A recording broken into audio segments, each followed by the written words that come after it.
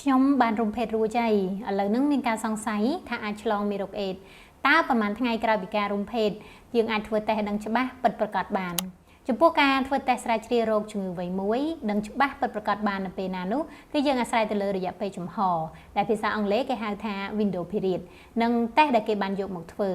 ហើយអ្វីទៅជា window period Window period ជារយៈពេលចាប់តាំងពីថ្ងៃដែលបានឆ្លងមេរោគចូលឬក៏ជាថ្ងៃដែលយើងប្រព្រឹត្តប្រឈមនឹងការឆ្លងមេរោគរហូតដល់ថ្ងៃដែលយើងធ្វើតេស្តដឹងច្បាស់ពិតប្រាកដបច្ចុប្បន្ននេះការធ្វើតេស្តស្រាវជ្រាវរោគមេរោគអេដស៍គឺមានច្រើនប្រភេទនិងច្រើនជម្រើសមានដូចជាការធ្វើតេស្តដោយយកសារធាតុរាវនៅក្នុងមាត់របស់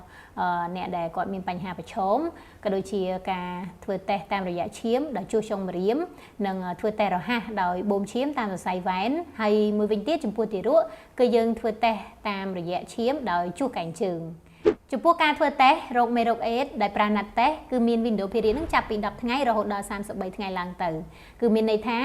យើងអាចធ្វើតេស្តរោគមេរោគអេដស៍បានក្រោយពីការប្រឈមនឹងរយៈពេល10ថ្ងៃឡើងទៅយ៉ាងយូរគឺ33ថ្ងៃឡើងទៅ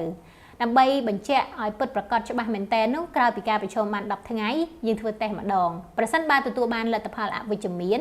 33ថ្ងៃក្រោយមកយើងនឹងធ្វើតេស្តម្ដងទៀត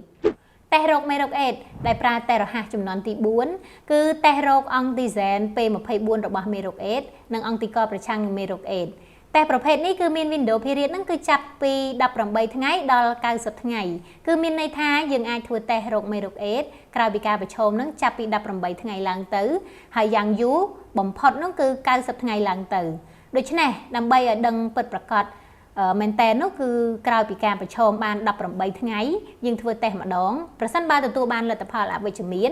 90ថ្ងៃក្រោយមកយើងនឹងធ្វើតេស្តម្ដងទៀតចំពោះអត្ថបទនេះនឹងខ្ញុំបានដកស្រង់ចេញពី US CDC